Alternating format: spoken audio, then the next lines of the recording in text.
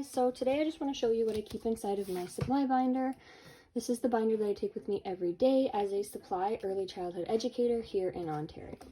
So the first thing that I have here on my binder is this clip. I keep that here so that whenever I get my day plans for the day, I can just clip them onto the binder and have them for easy access throughout the day. Alright, so then on the inside here, I have this pocket. I can put any papers that a school might give to me or any loose things that I don't have a hole punch on hand and I just want to keep them there. I have the tabs for my labels. I just haven't put them in yet. So the first thing that I have is my monthly calendar. So I have printed out, it's a lot easier to just print it out for myself. So this is just all the months of the year, September through June. I haven't added anything to the calendar yet because I may work for different school boards and they have different PA days or different holidays.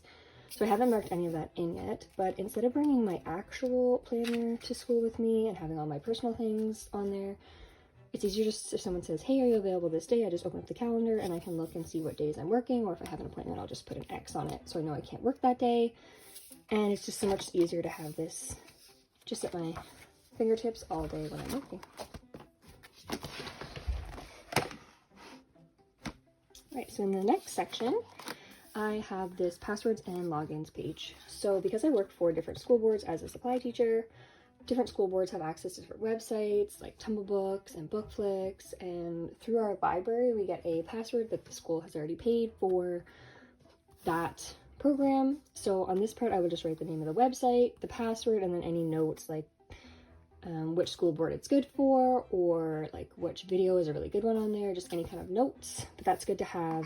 Same thing, if there's ever a day that maybe the person I'm supplying for did not leave me any notes, I have this to go to. We can go onto a web page and fill in our day with fun stuff. All right, and then the next section here, this is just notes about all the schools that I've gone to. So I just write the name of the school, the principal's name, and sometimes their contact information, and then the teacher or teachers in the classroom. There could be an EA or an ECE or another teacher, whichever, and I put their names in there so I know who I worked with that day.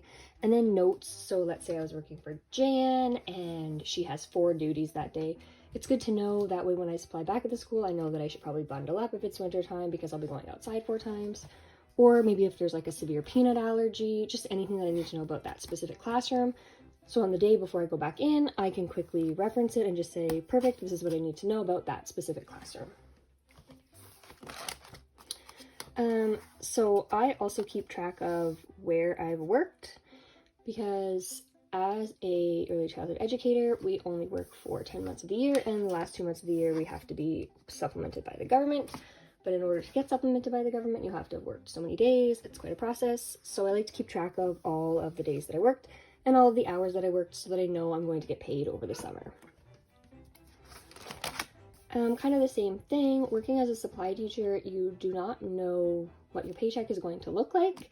And my specific school board, you work 2 weeks, and then those 2 weeks you get paid for like 2 weeks later. So you have to kind of know how many hours you worked in this week, and then what day will be getting paid for those 2 weeks.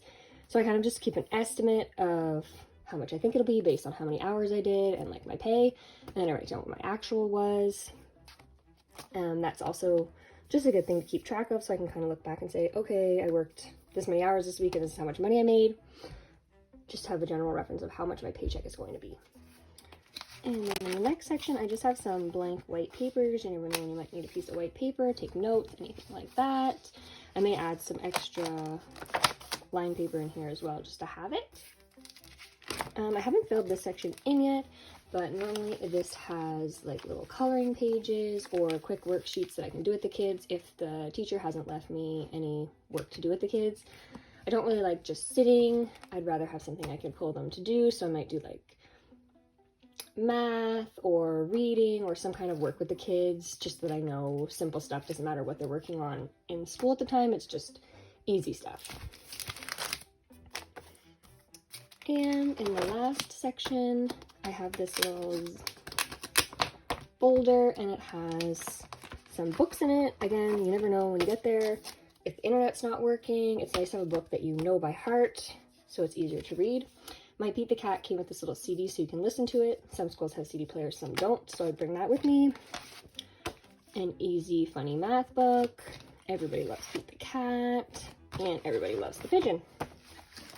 And the last thing that I have in the back here is just this little folder. Different schools use different techniques when teaching things, so it's kind of hard when you're in and out of different schools all the time to know what people are doing.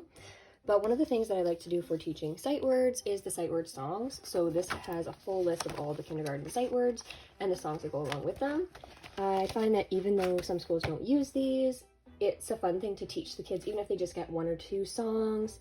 It just helps them remember the spelling of the different words. And that is everything that's in my supply teacher binder. This is just the beginning of the year, so it will probably fill up. I might change some of my tabs as the year goes by. I will do a updated version of this later on in the year.